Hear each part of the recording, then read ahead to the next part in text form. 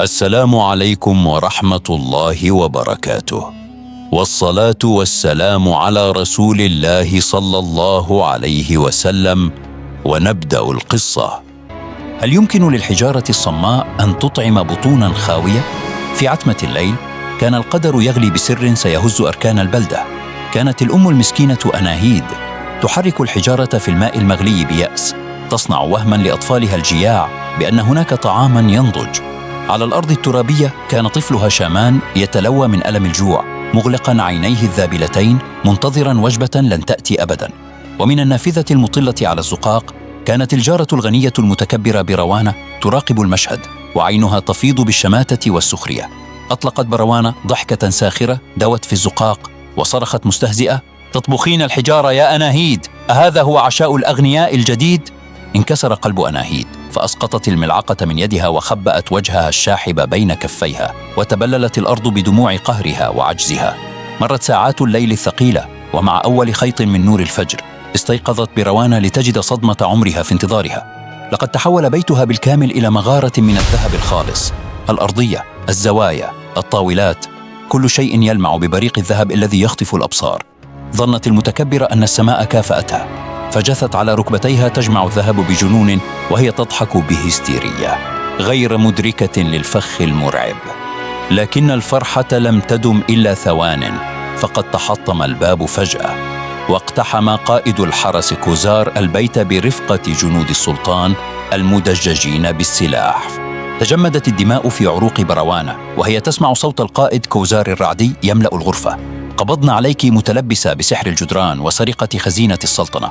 صراخها ونفيها لم يغيرا من الأمر شيئا. لقد سحبها الجنود بعنف من وسط قصرها، والذهب الذي ظنته نعمة أصبح طوقا يلتف حول عنقها. وفي زنزانة مظلمة تحت الأرض رميت المرأة المتكبرة بين القذارة، تبكي مجدا زال في ثوان، وتنتظر حكما قد ينهي حياتها. على الجانب الآخر من الزقاق كانت الأم الصابرة أناهيد تتابع ما يحدث بذهول، غير مصدقة كيف تبدلت الأحوال في ليلة وضحاها. وفجأة ناداها ابنها شامان بصوت يرتجف من المفاجأة: أمي، انظري إلى قدر الحجارة المغلية، إنه يخرج نورا عجيبا. هرعت أناهيد ونظرت داخل القدر لتسقط على الأرض من صدمتها. لقد تحولت الحجارة القاسية القاحلة إلى جواهر وألماس يشع ببريق حقيقي. وفي قصر الحكم كان السلطان المهيب طغرل شاه يجلس على عرشه، وعيونه الزرقاء الحادة تشع غضبا، مطالبا بمعرفة الحقيقة كاملة. أحضرت بروانة مصفدة بالأغلال تجر أذيال الخيبة والذل، لتقف في مركز القاعة الكبرى أمام عدالة السلطان الصارمة التي لا ترحم الخائنين. تقدم القائد كوزار بخطوات واثقة ورفع كيس الذهب قائلا: مولاي السلطان، هذا هو الذهب المسروق الذي وجدناه يملأ بيتها بطريقة شيطانية ومريبة. نهض السلطان طغرل شاه من عرشه كالأسد الغاضب، وصرخ بصوت زلزل الجدران: تكلمي أيتها المرأة، من أين لك بكل هذا الذهب في ليلة واحدة؟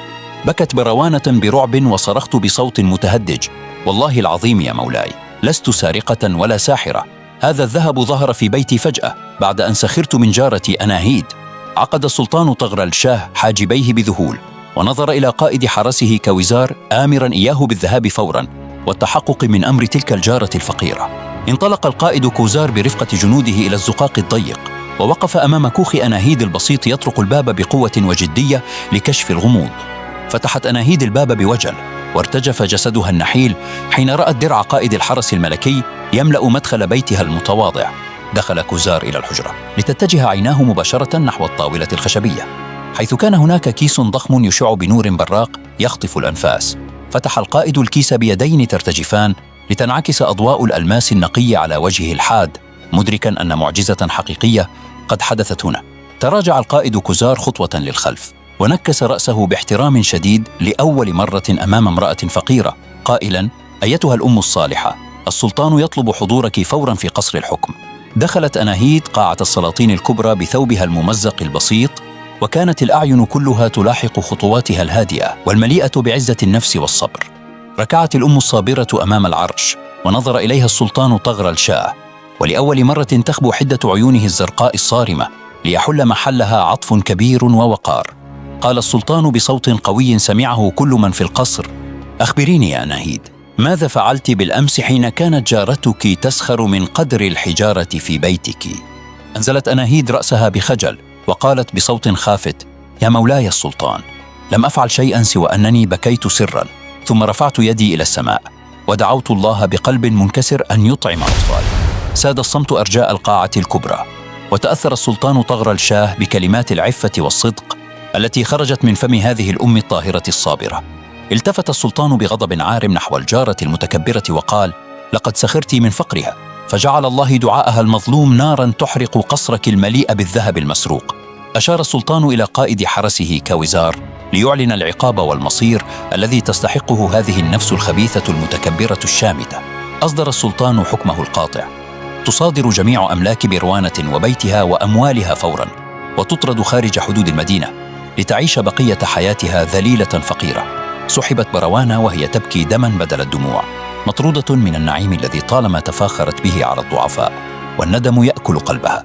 ثم التفت السلطان طغرل شاه بوجه بشوش إلى أناهيد وقال: أما أنت أيتها الأم الصالحة، فقد فتحت لك السماء خزائنها، وأنا هنا لأنفذ أمر العدالة الإلهية.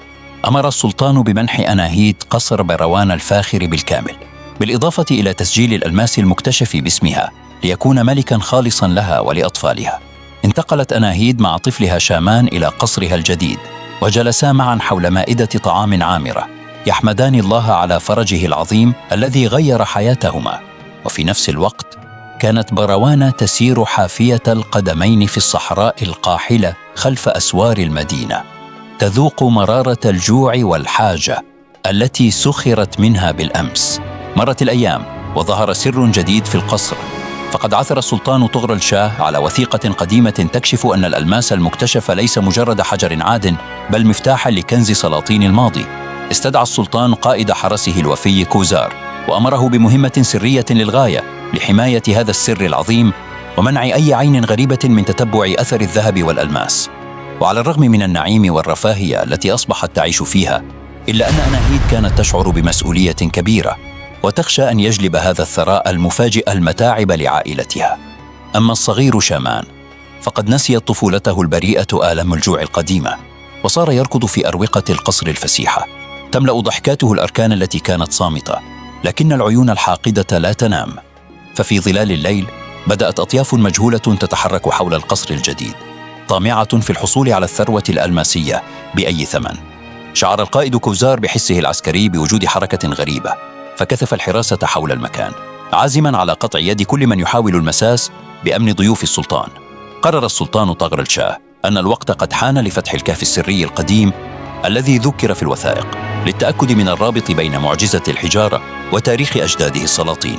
وفي الفجر تحرك موكب سلطاني مهيب بقيادة كوزار نحو الجبال الوعرة المحيطة بالمدينة، حيث يقع الكهف الغامض الذي يحمل سر القرون الماضية. أحضر الجنود أناهيد بناء على رغبة السلطان، فلعل حضور هذه المرأة المباركة يفتح الأبواب المستعصية التي عجز عنها الجميع لسنوات طوال. وعند نهاية الممر المظلم صدم الجميع بوجود بوابة صخرية عملاقة، وبها تجويف دقيق يشبه تماماً شكل الحجارة التي كانت تطبخها أناهيد في قدرها. اتسعت عينا السلطان طغرل شاه من فرط المفاجأة، ونظر إلى أناهيد وهو يشير إلى البوابة الصخرية، مدركاً أن لغز الأجداد بين يديها. تقدمت أناهيد بخطوات هادئة، وكانت تحمل في يدها حجراً رمادياً خشناً متبقياً من ذلك القدر لتقترب به من موضع السر. وضعت الأم المباركة الحجر في التجويف المخصص له بدقة، وفي تلك اللحظة سرت هالة من الضوء الذهبي عبر الشقوق الصخرية العتيقة. تحركت البوابة العملاقة ببطء، وصوت هادر زلزل الأرض تحت أقدامهم، لتنفتح على غرفة سرية تفيض بنور ساطع يعمي الأبصار. كان الكنز المفقود لسلاطين العصور الأولى، جبال من التيجان المرصعة، الصولجانات الذهبية، وصناديق الجواهر التي لا تقدر بثمن. رفع السلطان طغرل شاه يديه إلى السماء حامدا الله ومرددا: لقد حفظ الله كنز أجدادي ليكون من نصيب من صبرت على الجوع وعفت عن الحرام. أمر القائد كوزار جنوده بإطباق الحراسة المشددة على الكهف، حاميا ثروة السلطنة الجديدة التي ظهرت بفضل طهر ونقاء تلك العائلة الفقيرة. عاد الجميع إلى المدينة، وأصدر السلطان مرسوماً ملكياً تاريخياً بتعيين أناهيد أمينة على خزائن كنز السلاطين تقديراً لأمانتها وصبرها العظيم. لم تنسى أناهيد أيام بؤسها، فصارت تفتح أبواب قصرها يومياً لتوزيع الطعام والأموال على الفقراء والمحتاجين لتمحو الجوع من البلدة بالكامل. وكان طفلها شامان يقف إلى جوارها بنفس طيبة يتعلم منها الكرم والجود، ممسكاً بأيدي الأطفال اليتامى ليطعمهم ويسعد قلوبهم الصغيرة. وعلى أطراف البلدة الباردة كانت المتكبرة السابقة بروانة تقف في الوحل، والندم يأكل ما تبقى من عقلها وهي تنظر لنور القصر الذي طردت منه. دفعتها شدة الحاجة والجوع لتنحني أمام وعاء طيني متسخ تتوسل شربة ماء أو لقمة تسد بها جوعها، بعد أن كانت تملك أكياساً لا تحصى من الذهب. أمر السلطان طغرل شاه ببناء مدرسة دار الحكمة الكبرى بجانب القصر لتعليم أطفال الفقراء مجاناً، تخليداً لذكرى المعجزة الإلهية التي حمت خزائن أجداده. تسلم القائد كوزار الأموال المخصصة للمشروع، وأشرف بنفسه على حماية العمال والبنائين لضمان تنفيذ رغبة السلطان الصارمة بالعدل والسرعة. بدأ العمل بهمة عالية مع شروق الشمس، وتحولت الساحات القاحلة إلى خيوط من الأمل والبناء تجمع الفقراء الذين وجدوا عملاً كريماً يحميهم من ذل الحاجة. كانت أناهيد تخرج كل صباح بنفسها تحمل سلال الخير وتتفقد أحوال الناس، ليتعلم الجميع أن الثراء الحقيقي هو ثراء النفس واليد التي تعطي بلا مقابل. وكان الصغير شامان يرافقها كظلها، يحمل السجلات ويدون أسماء الأطفال الذين يحتاجون للكساء والكتب. واضعاً يده الصغيرة في يد أمه الصالحة، شاهدت بروانة موكب الخير من بعيد، فمست دموع القهر وجهها الذابل، وتذكرت يوم أن كانت تضحك على أناهيد، والآن تتمنى لو تنظر إليها أناهيد بعين الرحمة. اطمأن قلب السلطان طغرل شاه بعد أن رأى العدل يعود للبلدة، والبركة تحل على أموال السلطنة بفضل دعوة تلك الأم التي كانت تطبخ الحجارة.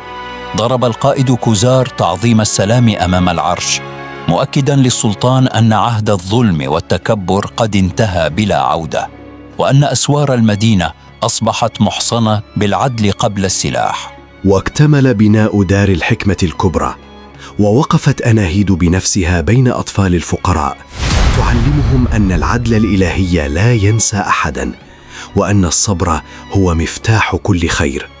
وكان طفلها شامان يجلس في الصف الأول يرفع يده بذكاء وفخر، يرى في عيون أمه مستقبلاً جديداً نبت من وسط المعاناة والجوع القديم. ومن خلف النوافذ كانت بروانة تقف في الخفاء، والدموع تغسل وجهها البائس، تتمنى لو يعود بها الزمن يوماً واحداً لتطعم أناهيد بدلاً من السخرية منها. وفي قصر الحكم أقام السلطان طغرل شاه احتفالاً مهيباً، وقلد قائد حرسه الوفي كوزار وسام الشرف الأعلى تقديراً لإخلاصه في حماية كنز العدالة. انحنى القائد كوزار أمام العرش والوسام يلمع فوق درعه، معاهداً السلطان أن يظل السيف القاطع في وجه كل من يظلم ضعيفاً أو يتكبر في هذه الأرض. وضعت أناهيد ذلك القدر الحديدي القديم في وسط قصرها الجديد، ليس لطبخ الحجارة مجدداً، بل ليكون شاهداً حياً يذكرها ويذكر أطفالها بفضل الله وكرمه. وفي الغروب كانت بروانة تجلس وحيدة وسط الرمال، تمسك بحجر رمادي صغير بيديها المرتجفتين، وتبكي على مجد ضاع بسبب لسان شامت ونفس متكبرة لا تشبع.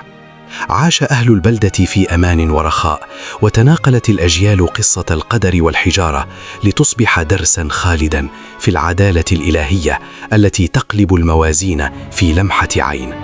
نظرت أناهيد إلى ابنها شامان وعيناها تفيضان بنور الرضا، مدركة أن الكنز الحقيقي لم يكن الألماس، بل عزة النفس واليقين بأن الله لا يضيع أجر الصابرين. وهكذا بقيت قصة المرأة التي طبخت الحجارة تضيء قلوب الحائرين. فسبحان من يغير الأحوال ويرزق من يشاء بغير حساب، وينصر المظلوم ولو بعد حين. وبكده يا جماعة تكون القصة بتاعت النهاردة انتهت، وشكرا لكم على حسن المتابعة للنهاية. وياريت تكتبوا لي تعليق وتعملوا شير للفيديو ده، وياريت تعملوا لايك، واستنوني إن شاء الله في القصة القادمة.